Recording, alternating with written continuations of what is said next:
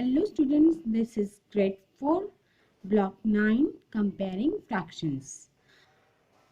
हमने fractions देखे हैं, अब उसे कैसे compare करते हैं ये आज हम इस लेसन में सीखेंगे।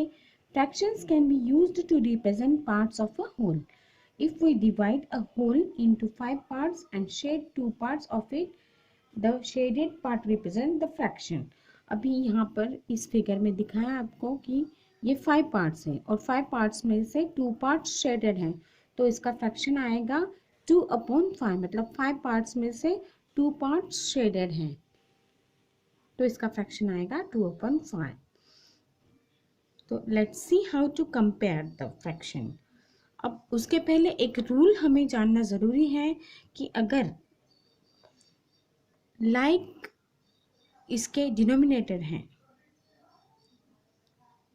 डिनोमिनेटर अगर सेम है तो जो नंबर बड़ा होता है उसी नंबर का फ्रैक्शन बड़ा होता है। फॉर एग्जांपल 5/7 और 3/7, both of the figure the denominator is same 7 and 7, so the number which is bigger is the bigger fraction.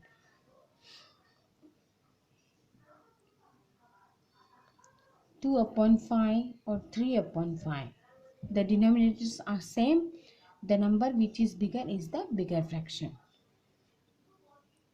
इस तरीके से हम फ्रैक्शन कंपेयर कर सकते हैं।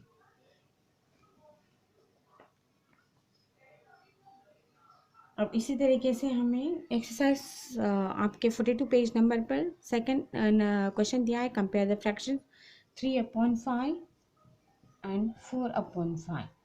अब denominators are same, so the number which is bigger is the bigger fraction.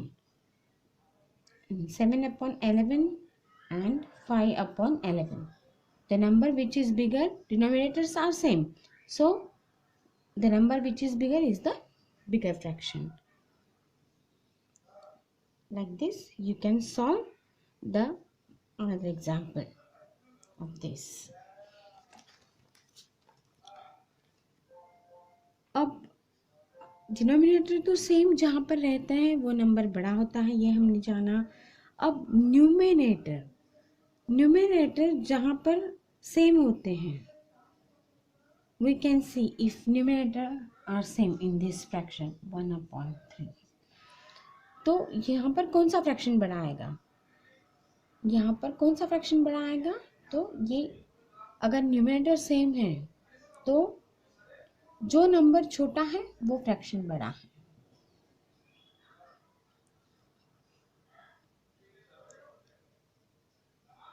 जो number छोटा है वो फ्रैक्शन बड़ा है। देखिएगा आपके बुक में यहाँ पर दिए हैं कि कंपेयर द फ्रैक्शन 1/3, 1/10। तो यहाँ पर जो है वो numerator are same, so numerator are same, so the number which is small is the bigger number. 1/3 is bigger than 1/10.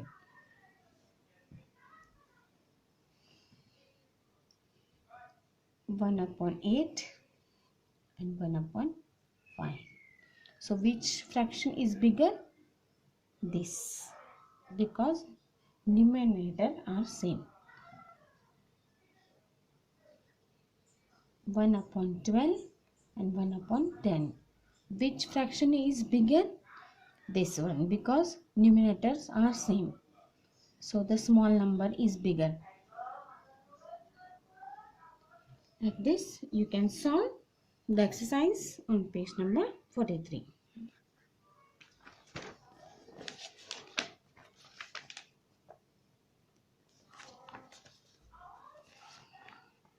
Then write the equivalent fraction. For on page number 44 there is a question equivalent fraction. तो equivalent fraction बनाने के लिए हमें same number से numerator और denominator दोनों को भी मल्टीप्लाई करना होता है। अब इसके इक्विवेलेंट फ्रैक्शन हम बनाएंगे। फॉर एग्जांपल 1/2 का इक्विवेलेंट फ्रैक्शन हम बनाएंगे is equal to 1 multiplied by 2 and 2 multiplied by 2 is equal to 2 1 = 2, 2 2 = 4। ये हो गया इसका इक्विवेलेंट फ्रैक्शन। 1/2 का इक्विवेलेंट फ्रैक्शन हो गया 2/4। 5/7 सेम नंबर से दोनों को मल्टीप्लाई करना है, ऊपर भी और नीचे भी। 5 multiplied by 2 and 7 multiplied by 2। 5 2 ज़ा 10, 7 2 ज़ा 40। ये आ गया इसका equivalent fraction.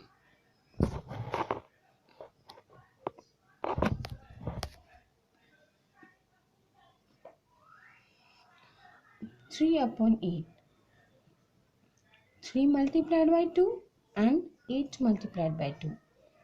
3 2 is 6, 8 2 is 16. So these are equivalent fraction. Understand? See, the word problem is Mayank jogs for 1/3 hours each day. Who jogs? Mayank. And Shailaja jogs. Shailaja jogs 2/6 hours every day. Who jogs more number of hours each day? तो कौन सबसे ज़्यादा jog करता है, मयंक या शैलजा? तो हम इसको कैसे चेक करेंगे? ये दोनों भी इक्विवेलेंट फ्रैक्शन है, 1/3 और 2/6।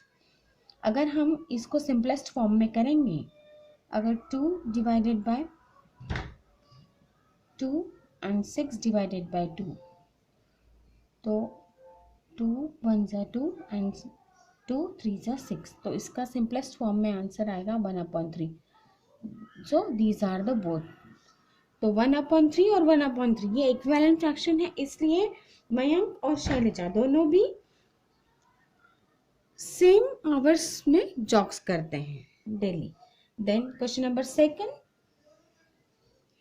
Lakshmi bought 3/4 kg of sugar and 1/4 kg of rajma.